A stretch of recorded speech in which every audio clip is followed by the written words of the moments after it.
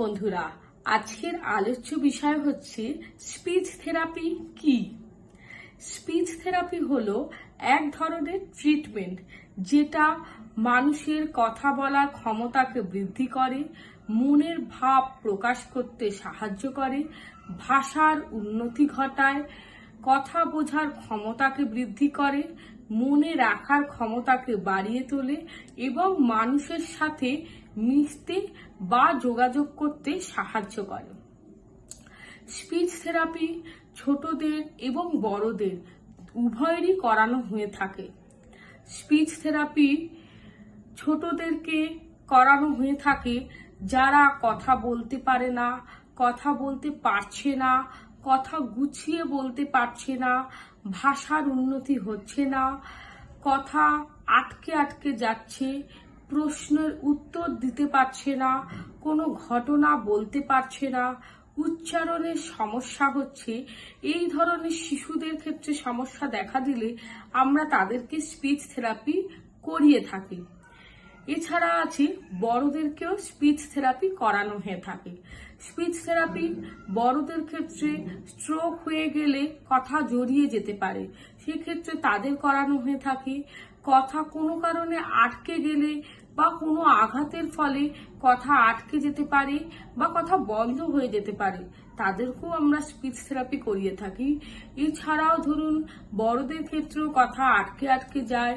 বড়দের ক্ষেত্রে এরকমও হয় যে কথা পুরনো সমস্ত কথা মনে আছে কিন্তু বর্তমানে কথাগুলো ভুলে যাচ্ছে, তাদেরকেও করিয়ে থাকি। এগুলো বড়দের ক্ষেত্রে হয়ে থাকে। এছাড়াও আছে বিভিন্ন ধরনের যারা বাইরে বাইরে ঘুরে কাজ করে থাকেন, গলার জোর নিয়ে কাজ করে থাকেন, অতিরিক্ত কথা বলার কারণে তাদের গলার স্বর বদলে যায়, তাদের ক্ষেত্রেও থেরাপি করানো হয়ে থাকে।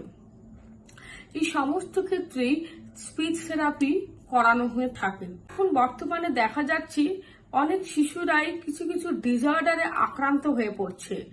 সেই ধরনের ডিসঅর্ডারগুলো যদি শিশুদের মধ্যে দেখা যায় তাহলে তাদেরকে থেরাপি ছোট থেকেই করালে ভালো।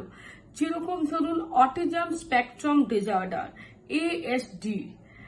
এছাড়াও ধরুন attention deficient hyper active disorder, তারাও কথা বলতে পারছে না বা কথা বলতে চাইছে না। এছাড়াও রয়েছে ডিলে স্পিচ, যে সময় কথা বলা দরকার ছিল তার থেকে অনেক দেরি হয়ে যাচ্ছে তবুও তারা কথা বলছে না। লার্নিং ডিসএবিলিটি, পড়াশোনা করতে অসুবিধে হচ্ছে কিন্তু কথা সবই বলতে পারছে, সেগুলোও সমস্যা।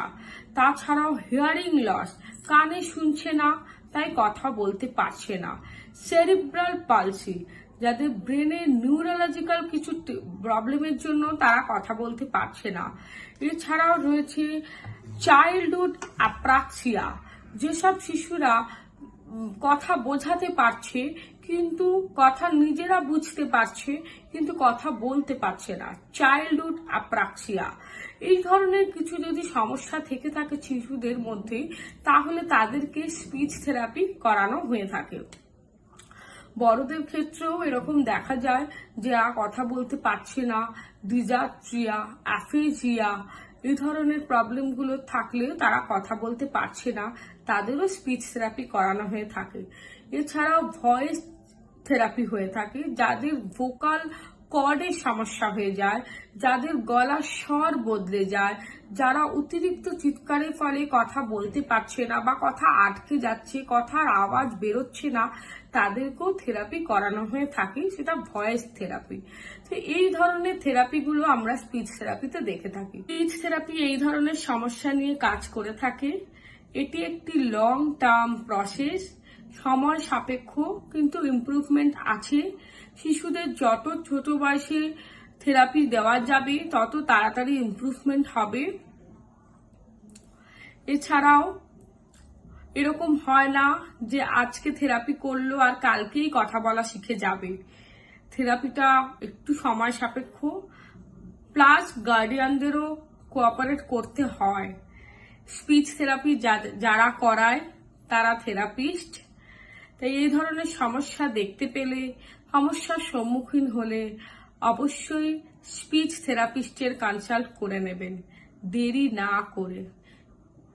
ভিডিওটি ভালো লাগলে লাইক করবেন, কমেন্ট করে জানাতে পারেন। নতুন আরো ভিডিও পেতে চ্যানেলটি সাবস্ক্রাইব করে দেবেন। নমস্কার।